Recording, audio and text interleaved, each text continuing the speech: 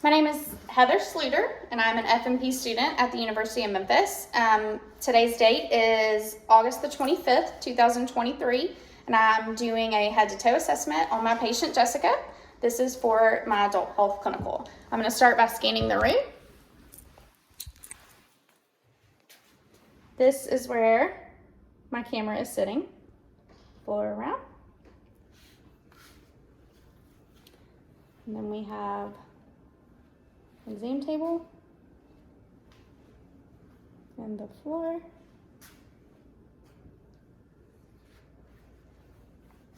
And then my tools that I'll be using for this exam.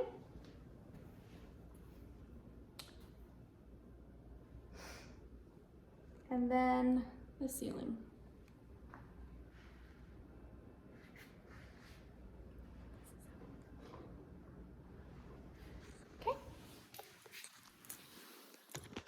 Now my exam will start now. Throughout this exam, I will be assessing the skin for texture, temperature, turgor, color, moisture, edema, lesions, scars, bruising, or nevi. I will start by inspecting and palpating the scalp, looking at hair distribution, hair color, hair texture, palpating the scalp for any masses, deformities, tenderness, depressions, or infestations. Next, I will look at the head, and it is in midline position and normocephalic. And then I'm going to palpate the temporal arteries for any tenderness. Next, I'm going to palpate the lymph nodes. We've got preauricular, postauricular, occipital, base of the skull, tonsillar, submandibular, submental, anterior cervical, posterior cervical, and supraclavicular. Next, I'm going to palpate for TMJ. I'm going to have you open and close and move side to side, looking for crepitus or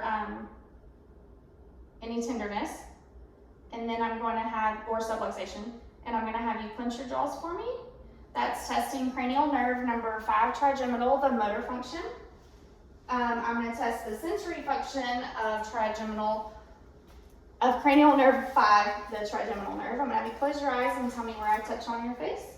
Forehead, nose, cheek, chin. Good. So cranial nerve number 5 is intact. Next, I'm going to test cranial nerve number 7, which is the facial nerve, by doing several different facial movements and making sure that they happen symmetrically. I'm going to have you smile, frown, puff your cheeks, pucker your lips, raise your eyebrows. Good. Cranial nerve number 7, the facial nerve, is intact. All right, next I'm going to move to the ears. Start by inspecting that they are symmetric, palpating the pinna and the tragus for any masses, lesions, or tenderness. Next, I'm going to inspect the auditory canal and tympanic membrane by pulling the pinna up and back. Auditory canal is patent and tympanic membrane is a pearly gray. Same over here, the auditory canal is patent and the tympanic membrane is pearly gray. Next, I'm going to test cranial nerve number 8, which is the acoustic nerve. I'm going to start by striking the tuning fork, placing it on the center of your head. This is the Weber test, and it's checking for lateralization when you can no longer hear it. I need you to tell me if you can hear it on both sides or one or the other, okay? Okay, good. Now I'm going to do the Rene test, checking for air conduction and bone conduction. I'm going to strike the tuning fork and place it on the mastoid bone. When you can no longer hear it, I need you to let me know, and then I'll place it in front. When you can no longer hear it, let me know. Okay. Okay. Okay, good. I'm going to do this side. Okay. Nerve conduction is greater than bone conduction. Next, I'm going to do the whisper test. I'm going to have you cover one ear, and I'm going to whisper, and I need you to tell me what I whisper. 1, 2, 3. Good. Other ear. 1, 2, 3. Good. The cranial nerve number 8, the acoustic nerve, is intact. Next, I'm going to inspect the eyes, looking at her brows, eyelashes, palpable fissures. Also looking at the conjunctiva and the sclera for color, discharge, or lesions. Next, I'm going to look at the internal eye structures. I'm going to find the red light reflex and then follow it in. Good. Optic discs margins are sharp with no evidence of wool spots or AV nicking.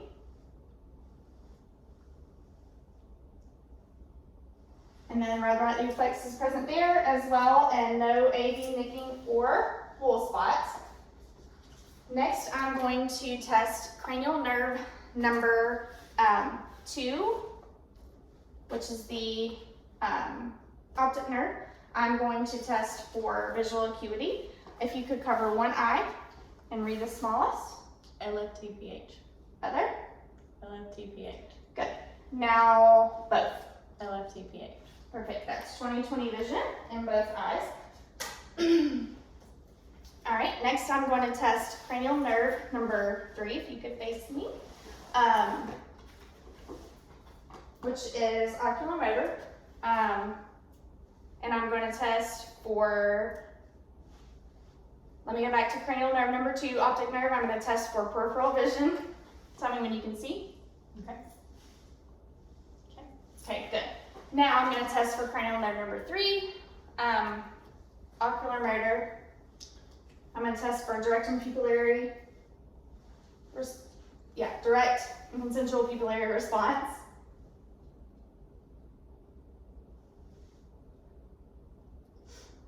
Okay, good.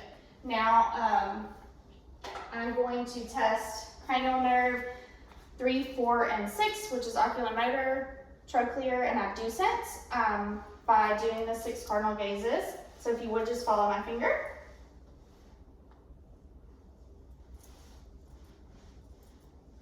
Good. Now if you could pick a spot on the wall and look at my finger and follow it in. Good.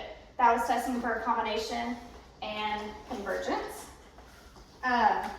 Next, I'm going to move to the nose, inspecting, and it is midline and symmetrical. And then I'm going to test cranial nerve number 1, which is olfactory. I'm going to test for that and nasal patency together. So if you could close your eyes and cover one nostril. I'm going to put a smell under and tell me what it is. Vanilla. Good. And other side. Alcohol. Good. So cranial nerve number 1, olfactory nerve, is intact. Next, I'm going to palpate the frontal sinuses and maxillary sinuses for any tenderness. Are they tender? Okay, good. Now I'm going to move to the mouth. I will inspect the lips, the teeth, can you open? The tongue, the buccal mucosa, lift your tongue, good. The palate, say ah. Posterior pharynx, and tonsils, which are not present in this patient. And by having her say ah, I tested cranial nerve number 9, glossopharyngeal, and 10, vagus. I saw that the soft palate and the uvula rose upon phonation. Now if I can have you stick your tongue out and move side to side, good. And that is testing cranial nerve number 12, hypoglossal. And we saw that the tongue was midline with no fasciculations.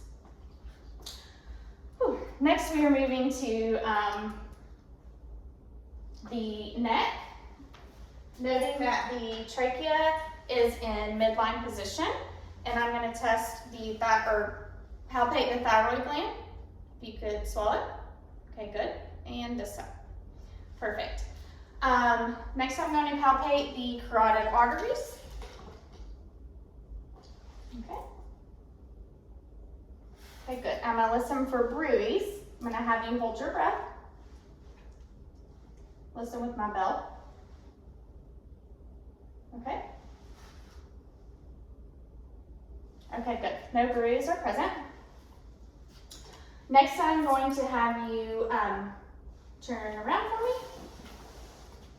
Perfect. I'm inspecting the posterior chest, making sure that it is symmetric with no deformities. I'm going to test for symmetrical chest expansion. If you could, just take a deep breath in. Okay, good. That is symmetric. Next, I'm going to test for tactile firmness. When you feel my hands, please say 99. 99, 99, 99, 99, 99. Good. All right, I'm now going to palpate in the intercostal spaces in the posterior lung fields.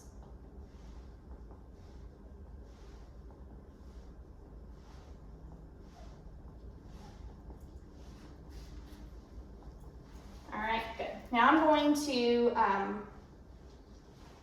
listen in the posterior lung fields with the diaphragm. If you could, whenever you feel this, just take a small breath in for the sake I don't want you passing out.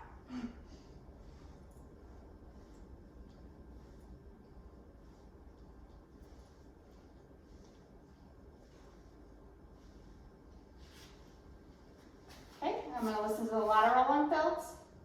So we have 2 over here. And then 3 on the right. Okay, good. Now I'm going to do egophony. I want you to, whenever you feel my stethoscope, say the letter E, please. E, E, E, E, E, E, E, E, E, E. Okay, good. Now we're going to do bronchophony, and I want you to say 99. 99, 99, 99, 99, 99, 99, 99, 99. Okay, good. Now we're going to do whisper pectorilically. Whenever you feel it, I want you to whisper 1, 2, 3.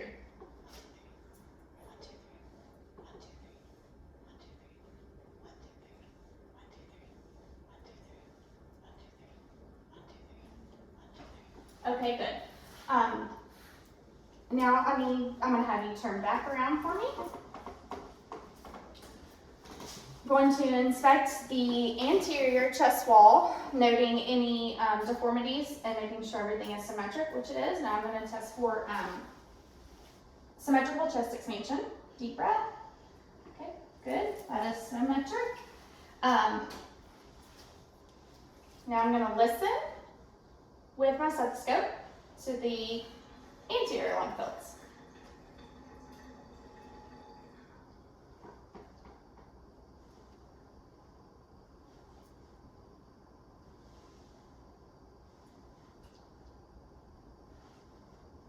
For the sake of modesty, I would be getting a little bit better, but for the sake, we'll just move on. All right, next I'm going to listen to heart sounds with the bell and the bell and the diaphragm. Sorry. We're going to start with aortic, which is the second intercostal space, right sternal border. Pulmonic, second intercostal space, left sternal border. Again, for the sake of this. Herbs is the third intercostal space, left sternal border. Tricuspid, fourth intercostal space, left sternal border. And mitral, fifth intercostal space, mid-clavicular line. We're going to do that again with the bell. We have aortic, pulmonic, herbs, tricuspid, and mitral. Okay. I'm now palpate for PMI, and for the sake of this, I will listen for 60 minutes once found and document what my findings are. However, she has regular rate and rhythm, heart rate of 77. Okay, I'm gonna have you lay down on this.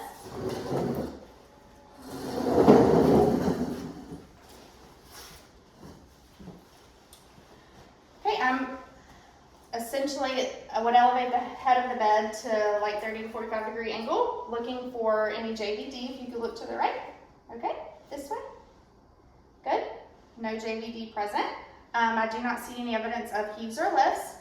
I am going to palpate for any thrills over the those 5 points. We've got aortic, pulmonic, herbs, tricuspid, and mitral. No evidence of heaves or lifts, of any thrills. Now I'm going to listen with both my bell and stethoscope again, starting with the, bell and diaphragm, starting with the diaphragm. Aortic, pulmonic, herbs, tricuspid, mitral,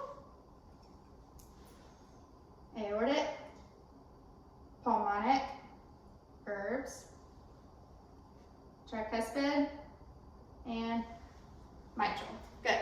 Now I'm going to listen to for bruits, I'm going to listen to the aortic artery, renal, iliac, and femoral. Okay, good. Now I'm going to listen to vowel sounds in the right lower quadrant, right upper, left upper, and left lower. Okay. Now I'm going to percuss in those same quadrants. We have right lower, right upper, left lower. I'm going to do some light palpation, looking for any masses or tenderness. Now we'll do deep. Now I'm going to palpate for the liver. I'm going to place my hand underneath you for support. You could take a deep breath in. Okay, you can feel just the edge of the liver, and then spleen. Spleen is not palpable. Perfect. Now I'm going to have you sit up and face the door. Now I'm checking for CVA tenderness. I need you to let me know whenever I hit it, if it's tender at all. No. No. Okay, good. Now you can stand up. I'm going to move this out of the way. We're going to get back on the stool.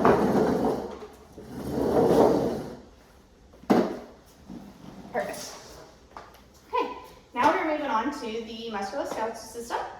I'll start by inspecting the upper and lower extremities for any edema or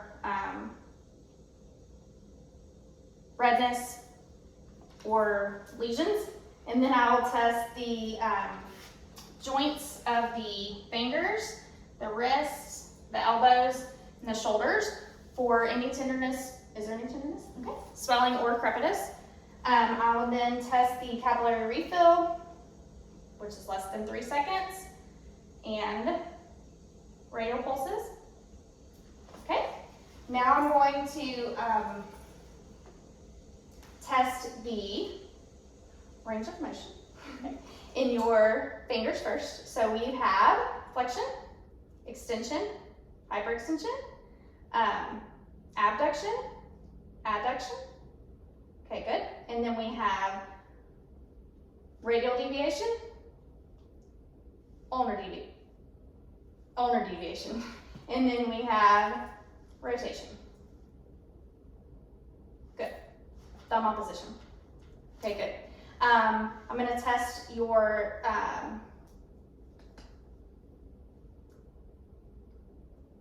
cerebellar function with doing rapid alternating movements, okay? So we're going to start by doing rapid finger to thumb, okay? Hand flip-flop. Okay, good. And then nose to finger. So you touch your nose, touch my finger. Nose, finger, nose, finger. Okay, good. Now I'm going to do range of motion of your wrist. We have flexion, up, flexion? No. Yes, flexion, extension, hyperextension. I'm so sorry. Ulnar deviation, radial deviation. I'm sorry, that should have been on your wrist, not your fingers. And then rotation. Okay, now we're gonna do your elbows. We have flexion, extension, hyperextension. And then we have shoulders, flexion, extension, hyperextension, internal rotation, external rotation. Now swap. Okay, good. And then we have abduction, adduction, and circumduction. Okay, good. All right. I'm going to test the sensory for light touch sensation. Here we go. In your extremities, I need you to tell me where I touch. Close your eyes for me. Arm, leg. Okay, good. I'm going to test the reflexes of your upper extremities while we're here. We have brachioradialis, brachial, and tricep. Over here, same, brachioradialis. Watch is kind of in the way, but we got the idea. That's okay.